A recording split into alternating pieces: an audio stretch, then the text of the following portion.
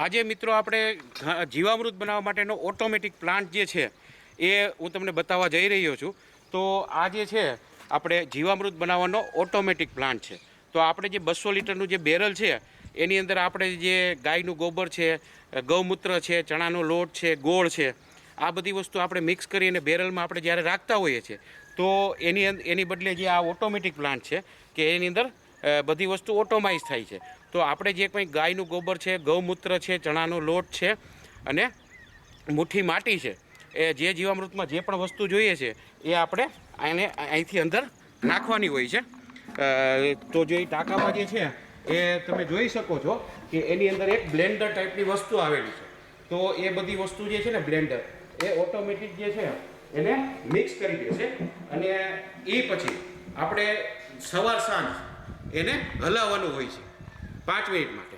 તો એ જે હલાવવાનું કામ છે એ પણ આની અંદર એક ટાઈમર સેટ હોય છે. એ ટાઈમર દ્વારા ઓટોમેટિક આ સવાર સાંજ નહીં પણ આ દર 3 કલાકે 5 મિનિટ જે છે એ ઓટોમેટિક એનું મિશ્રણ થઈ જતું હોય છે, જેથી બેક્ટેરિયા જે છે એને ઓક્સિજન સારા એવા પ્રમાણમાં મળી રહે. તો આની અંદર આપણે 4 થી 5 દિવસ જે જીવામૃત છે એ તૈયાર થઈ જાય. ત્યારબાદ અહીંયા એક નીચે બીજું એક ટાંકો આપવામાં આવેલો છે અને એમાં ઓટોમેટિક વાલ છે. તો આ ઓટોમેટિક વાલ જે છે એને જો આ રીતે આપણે ચાલુ કરી દઈએ તો આ જે જીવામૃત તૈયાર થઈ ગયેલું છે એ તૈયાર થઈ ગયેલું જીવામૃત જે છે એ આ બીજા ટાંકાની અંદર જો આ એક ચાયણો આની અંદર મૂકેલો છે કે ગળાઈને, એટલે જે કાંઈ પણ નીચેનો જે કચરો છે એ આની અંદર ના રહે અને ગળાઈને જાય. બીજા નંબરમાં તમે જોશો તો જે આ જે વાલ આપવામાં આવેલો છે એ લગભગ 1 ફૂટની ઊંચાઈ ઉપર આપવામાં આવ્યો છે. એટલે જે કંઈ પણ જે ગાયના ગોબરનો વધારાનો જે કચરો જે છે એ નીચે સેટલ થઈ ગયો હોય એટલે આ વાલમાં પણ એટલો બધો કચરો આવતો નથી અને આમાંથી ગળાય અને સીધું આ બીજા ટાંકાની અંદર જાય છે.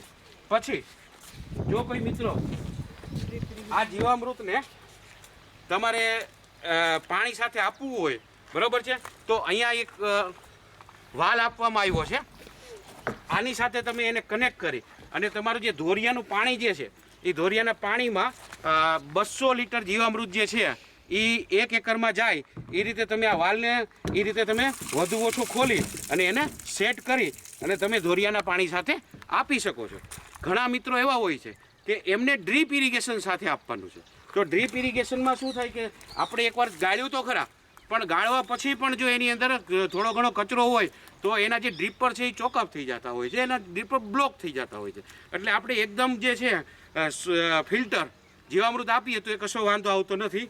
તો જે આપણે ઘરની અંદર જે આપણે પાણીનું ફિલ્ટર હોય છે એમાં બહાર એક સફેદ કલરનું ફિલ્ટર આવે છે, આપણે જોઈએ છીએ એ જ ટાઈપનું ફિલ્ટર એક અહીંયા ફિટ કરવામાં આવ્યું છે કે એની અંદર જરા પણ કચરો ડ્રીપમાં ન જાય. તો આ જે ફિલ્ટર છે એની દ્વારા આપણે ફિલ્ટર થઈ આપણે જો આ વાલ ખોલીએ તો અહીંથી જે ફિલ્ટર થઈ અને એ અહીંયા આવશે અને આને જે છે એ તમે ડ્રીપ સાથે સીધું કનેક્ટ કરી શકો છો, જેથી તમારે આ ડ્રીપમાં પણ કોઈ કચરો આવતો નથી. અને આ જે છે એને તમારે અમુક સમયે જેમ આપણે ઘરે પાણીનું ફિલ્ટર આપણે ઓલું કરતા હોઈએ છીએ એ રીતે આ રીતે ખોલી અને તમે આરામથી તમારી જાતે પણ સાફ કરી શકો છો. એટલે ફિલ્ટરમાં પણ કોઈ લાંબો વાંધો આવતો નથી. તો આ રીતે આપણે ઓટોમેટિક જે છે જીવામૃતનો પ્લાન્ટ કે આની અંદર બીજી બહુ જાજી પ્રક્રિયા આપણે કરવાની થતી નથી. એની અંદર નાખી દીધું 7 દિવસ 4 દિવસ 5 દિવસ પછી નાના ટાંકામાં લઈ લીધું અને નાના ટાંકામાંથી સીધું આપણે જે કંઈ પણ પિયત પદ્ધતિ છે એની સાથે જીવામૃત આપી શકીએ છીએ.